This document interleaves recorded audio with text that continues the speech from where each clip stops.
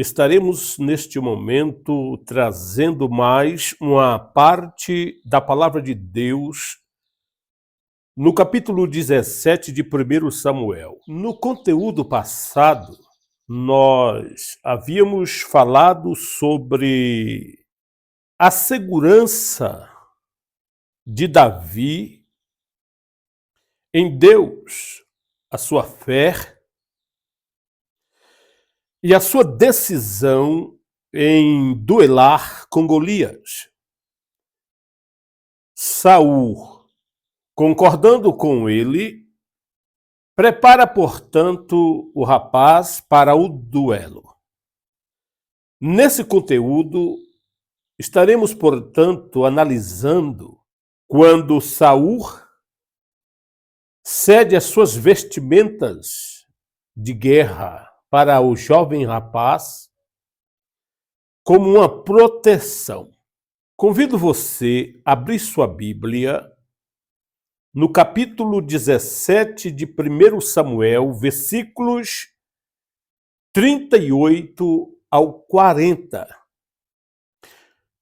Quando aqui no texto sagrado, Saul oferece as suas vestimentas para Davi, e Davi rejeita essas vestimentas e decide enfrentar o gigante Golias com uma atiradeira e 5 seixos ou pedras escolhidas de um riacho. O texto sagrado diz a seguinte expressão: Saul vestiu Davi com a sua própria armadura, pôs um capacete de bronze na cabeça dele e o vestiu com uma couraça. Davi cingiu a espada sobre a armadura e tentou andar, pois jamais a havia usado. Então Davi disse a Saul: não posso andar com isto, porque nunca o usei. E Davi tirou aquilo de sobre si. Versículo de número 40.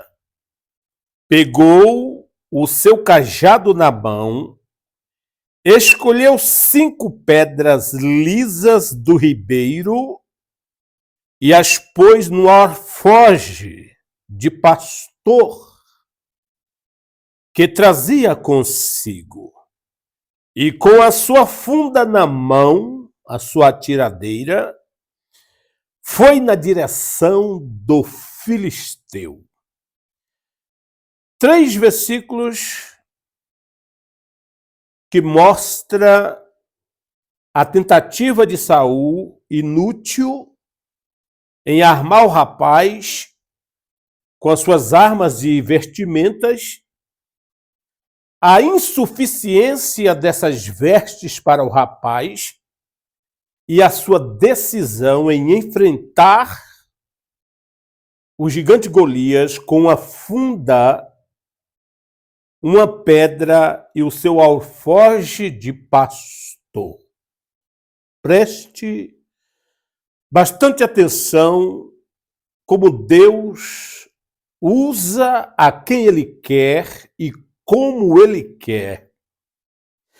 E como é importante os princípios da fé nas batalhas de nossa vida diária. O versículo de número 40, portanto, mostra a decisão e a escolha de Davi para enfrentar o gigante Golias.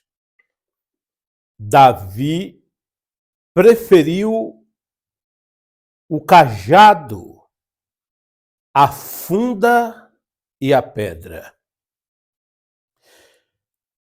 Poderíamos dizer que cajado simboliza a palavra de Deus. A palavra de Deus, ela é a regra, o cano, uma medida, uma mensagem exata e fidedigna. Davi deixa as vestes e armaduras de Saul e toma posse da palavra de Deus, do cajado de pastor. Lembra que há poucos tempos atrás, não muito distante, Davi foi nomeado e ungido como o pastor de Israel, ungido rei. E sob sua responsabilidade pastoral, ele deveria proteger, evidentemente, os israelitas, a nação, o povo de Deus. E agora ele aparece no cenário como um defensor, um protetor de um exército acovardado, de um rei medroso que estava à mercê dos inimigos, os quais estavam a ponto de destruir, arrasar, exterminar o exército de Deus. Mas Davi surge como o pastor que cuida da ovelha. Ele livrou ovelhas da boca de leões e de ursos, e agora ele está diante do exército, mostrando-se o cuidador desse exército, o protetor desse exército, o responsável em manter esse exército vivo. E por isso ele toma a frente para destruir Golias, o inimigo que estava para exterminar o povo de Deus.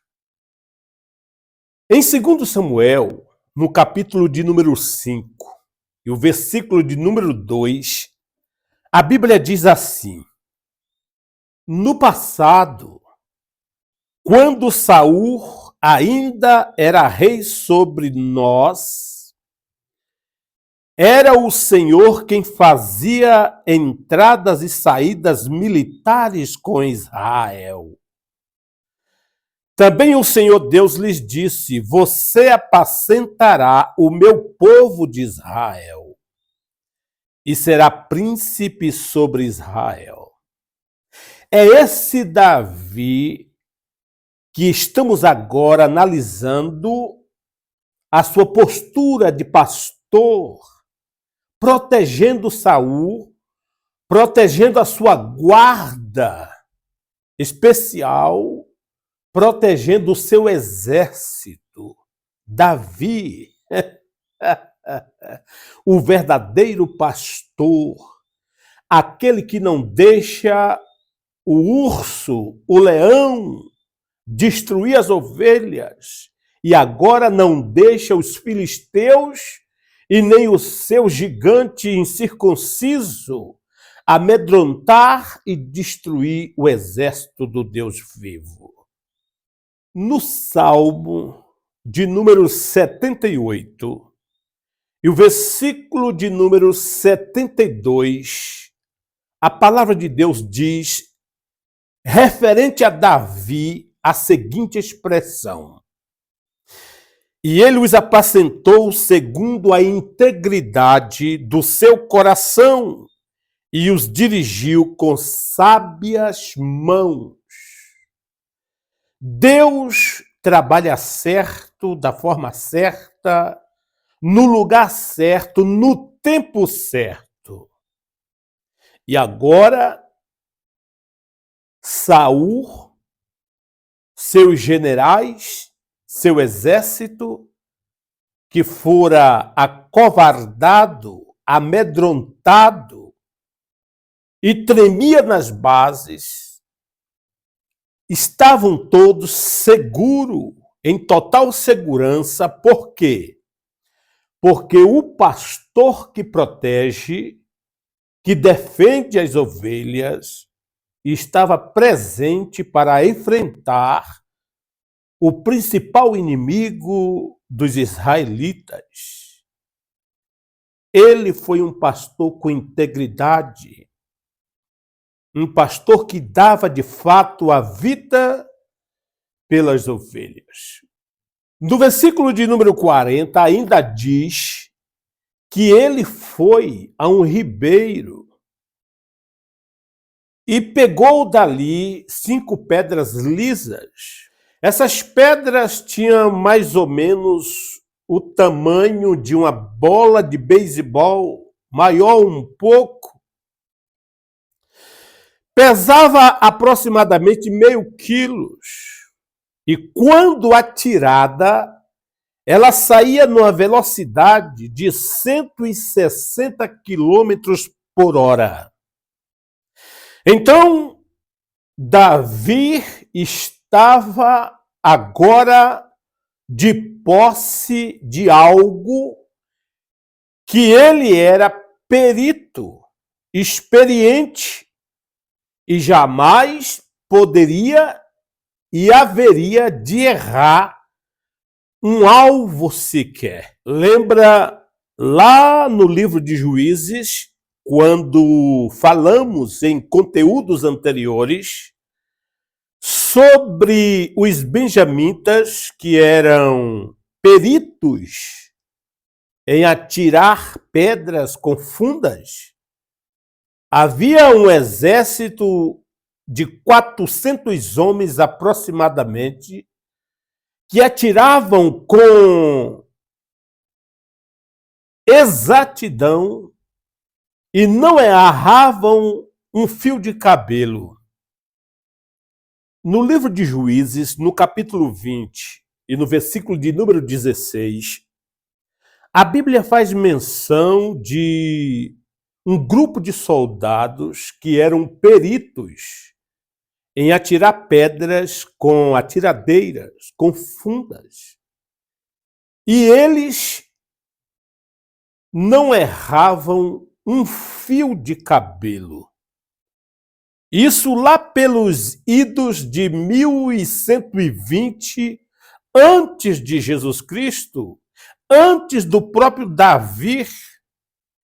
A Bíblia diz assim, olha: entre todo este povo havia 700 homens escolhidos, canhotos, que atiravam com a funda e eram capazes de acertar uma pedra no fio de cabelo, sem nunca errar. E Davi, conforme estamos analisando, também tornou-se um hábil atirador de pedras com uma atiradeira. Então a espada de Saul tornou-se inútil. A túnica de Saul tornou-se inútil. A armadura de Saul tornou-se inútil. Porque o pastor de Israel não depende de esforços humanos para vencer uma batalha, que somente pela fé em El Shaddai se poderia conquistar tamanha vitória. E foi por esses métodos que Davi enfrentou o desafio. E Saul, vendo a sua disposição, permitiu que o rapaz partisse para o campo de batalha. E assim veremos em nosso próximo conteúdo, quando Davi vai para o campo de batalha. E Golias começa então a menosprezá-lo, a tentar rebaixá-lo, acovardá-lo com as suas palavras de blasfêmia, escárnio, mas ele desconhecia o Deus a quem Davi servia.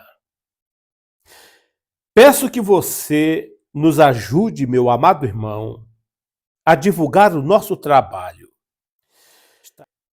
Que essa palavra sirva para você como um elevo espiritual e que Deus, o Deus de Israel, o Deus de Davi, seja poderoso, presente em sua vida, em qualquer circunstância que você esteja enfrentando nesse momento. Deus lhe abençoe. Fique na paz, em nome de Jesus. Muito obrigado.